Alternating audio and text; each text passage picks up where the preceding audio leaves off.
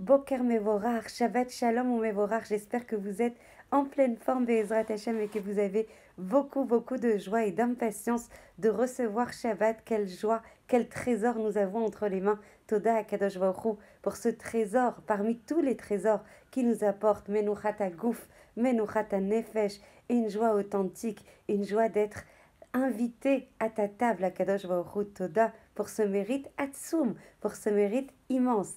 Alors, avec beaucoup de hodaya et de gratitude vis-à-vis d'Akadosh Baruch Hu et de languissement, vous me manquez extrêmement fort. Vous n'imaginez pas combien. Be'ezrat Hashem, tout arrivera Besha'a Tova ou Mutzlachat, et je vous retrouverai avec encore plus de bonheur, encore plus de joie, avec beaucoup plus d'impatience. On travaille aujourd'hui sur un petit clin d'œil sur la parachate Béchalar, combien elle est importante. Toutes les parachiotes sont importantes, mais la parachate Béchalar, elle a une dimension de Géoula. Elle a une dimension en fait de Géoula Klalit du Ham Israël et une dimension de Géoula Pratit de chacun d'entre nous du Ham Israël. Évidemment, j'arrive, je vais essayer de charger, excusez-moi une petite minute, voilà, petite seconde même. Donc la parachate Béchalach, elle a vraiment une connotation et une portée immense en termes de Géoula et en termes de sens qui recèle en fait la liberté du Ham Israël et la capacité à crier, à intégrer, à intérioriser qu'il n'y a rien à part Akadosh Baruch Hu. C'est lui qui se révèle en fait dans cette paracha où il y a l'ouverture de la mer Rouge, cette kriyat Yam Souf, et la possibilité de voir Akadosh Baruch Hu, d'accéder, de sentir avec tous nos sens la possibilité de voir Hachem Birvodo ou Beatzmo ouvrir la mer Rouge. La paracha Béchala, vous savez, on la lit près de Tou Bishvat. Quelle chance on a, mamash, de fêter ce Rosh Hashanah à Ilanot.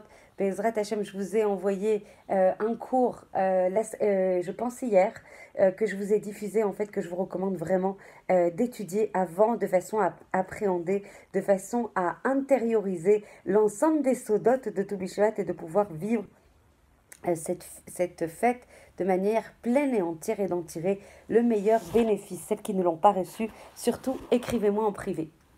Alors justement, la paracha Béchalar qu'on lit juste après, à côté, Smucha, mamash, à côté de Tou Bishvat, on lit Shirat Hayam.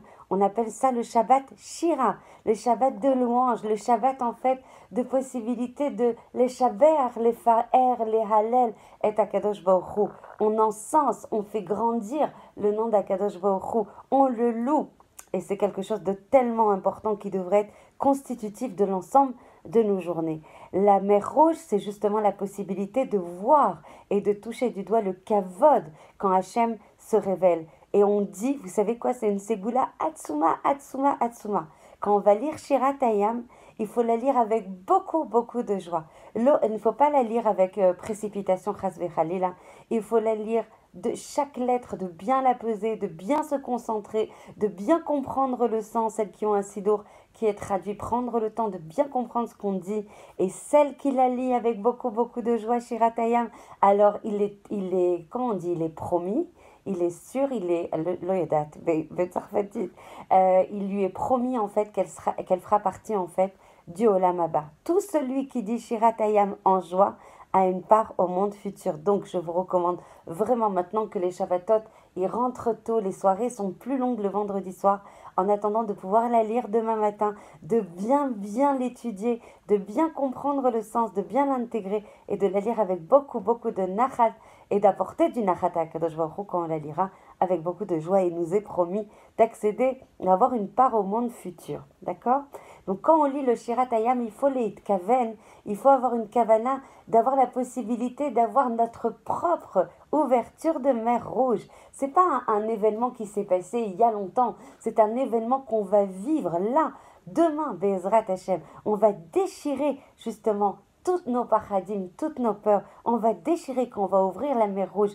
Il faut vraiment se concentrer sur le fait qu'on enlève toutes les choses qui sont cachées, toutes les choses qui sont enfouies, toutes les choses sur lesquelles on a mis comme ça une chape de plomb et qu'on ne veut pas révéler. Il faut déchirer, il faut, mamash, les hashmid et toutes les choses qui sont cachées et enfouies, il faut les faire sortir à l'air libre de façon à pouvoir les traiter, de façon à pouvoir agir. Beaucoup, beaucoup de personnes sont immobilisées dans des tristesses infinies dont elles ne se sortent pas parce que justement elles ont mis des chapes de plomb sur des choses qui sont importantes, structurantes, majeures dans leur vie. Donc c'est le moment de monter, même si ça peut créer des douleurs, se faire accompagner pour le faire, mais sortir justement toutes les choses cachées et enfouies qu'on n'a pas l'habitude, sur lesquelles on n'a pas l'habitude d'agir. Il y a aussi tous les doutes, toutes les confusions qu'il va falloir en fait déchirer. Quand on déchire la mer Rouge, on met justement, on a la possibilité d'agir et d'évincer et d'annuler tous les doutes et toutes les confusions qui jalonnent et qui parsèment notre vie. En fait, quand on lit Shiratayam, pendant la paracha Béchalach, quand on lit la paracha Béchalach, on a la possibilité, attendez 2 petites secondes, pardon, je vais y arriver aujourd'hui, ça fait une semaine que je ne fais pas l'audio, voilà, Bezrat Hashem, donc on va essayer, hein, voilà, on a fermé la porte. Donc quand on lit en fait la paracha Béchalach, on se connecte à notre vérité, on se connecte à la vérité, à la seule vérité qui existe, qui n'est qu'on n'a qu'Akadosh Baruch Hu. Akadosh Baruch Hu est le seul, et l'unité suprême, et la possibilité de se remettre à lui et exclusivement à lui, et on est sous sa protection. N'oublions jamais qu'Hachem il est Chanoun Verachou, mais quels que soient les dargotes dans lesquels on a pu tomber, quels que soient les niveaux les plus chachouchim, les plus sombres dans lesquels on a pu tomber, Hachem il a une mida de rachamim extraordinaire. Ça ne veut pas dire qu'il n'y a pas la mida de din, qu'il n'y a pas la mida de gvura, qu'il n'y a pas la mida de jugement, que le monde il est efker, que le monde il est gratuit. Tout se paye, toutes les actions. Et c'est pas parce que Hachem il veut nous punir, c'est parce qu'on a créé par nos actions des possibilités qui nous éloignent de la lumière, de la vérité, de la joie authentique qui est la connexion avec Akadosh Baruch Hu. Donc comprenons bien en fait que quels que soient les endroits où on a pu tomber, Hachem il est là avec nous, Hachem il nous protège, Hachem il nous aide, Hachem il nous aime avec une mida de rachamim qui est inimaginable, qui n'est pas du tout notre mida de bonté, qui est de dire alors je lui donne cette tova et j'attends quelque chose en retour. Et si j'ai pas la chose en retour quand je fais du bien à quelqu'un, alors là, oi va voy. Non, à Kadosh Baruch Hu, même si malheureusement on transgresse son ratson, on lui fait de la peine, quand on revient vers lui, alors il nous attend avec des comment on appelle, des zroot, ptuchot, avec des bras pleins, ouverts vers nous pour nous accueillir quand on fait tchouva. Alors il ne faut pas hésiter, il faut vivre ce Shabbat comme le dernier, comme le dernier avant le Mashiach. Ne pas attendre de faire tchouva, ne pas attendre de prendre des nouvelles résolutions, ne pas attendre de vibrer, de se passionner, d'avoir un feu ardent pour Akadosh Baruch Hu. Hachem, à chaque instant, il nous fait des miracles immenses. Et c'est des miracles en fait immenses de la même façon qu'on a vécu en fait, sauf qu'on ne les voit pas, sauf qu'on a des fois des filtres devant les yeux qui ne nous permettent pas de voir les miracles immenses dont on jouit à chaque instant. Et ce moment merveilleux qu'on a vécu quand les oiseaux ont commencé à chanter Shira, d'ailleurs c'est un moment extrêmement propice, toujours, mais encore plus demain de lire Perek Shira. Donc je vous engage vraiment à le lire. Vous savez que celles qui lisent le Perek Shira, c'est comme si elles lisait les 150 Télim en même temps. Donc c'est un moment en fait extrêmement propice où toute la création loue, où toute la création chante à Kadosh Baruch Hu, où toute la création encense et loue à Kadosh Baruch Hu d'un cœur entier, d'un cœur unique. À un moment où les eaux se sont dressées pour protéger le Ham Israël et constituer des murailles. On a vu aussi grandir des arbres dans la mer, mais c'est extraordinaire dans le sens littéral du terme.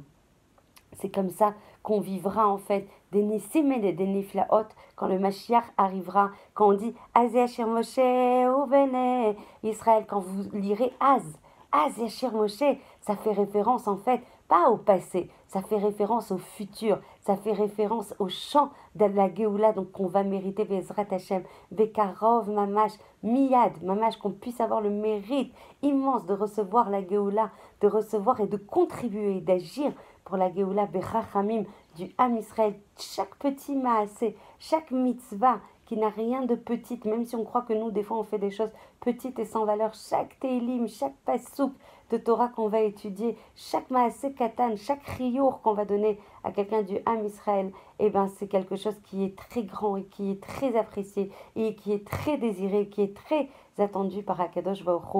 Donc quand on va dire Azachir Moshe, les Kaven, Kama Sheyoter, se concentrer et comprendre qu'on va avoir le mérite bientôt, bientôt, très vite de recevoir le Mashiach et d'avoir la possibilité de porter d'un cœur entier une shira, une louange à Akadosh Baruch Hu. Vous savez que la shira, c'est quelque chose de beaucoup plus grand que la tefila. C'est quelque chose qui vient du tréfond du cœur. Et on aura le mérite, Bekarov Mamash, de chanter ça avec Moshe Rabbeinu, avec toutes les neshamot qui étaient présentes dans le désert, qu'on puisse avoir le mérite de toujours se réjouir, d'être proche d'Akadosh Baruch Hu, de pouvoir en fait le louer à chaque instant de nos vies, d'avoir nos pensées, d'avoir nos sentiments, d'avoir nos paroles toujours concentrées vers un même kivun, toujours orientées vers une même direction, celle d'Akadosh Baruch Hu. Je vous embrasse très fort. Je vous souhaite un Shabbat Shira plein de joie, plein de musique, plein de chants, Kadosh, et c'est le moment d'ailleurs de beaucoup, beaucoup chanter ce Shabbat, même si on le fait, Baruch Hashem,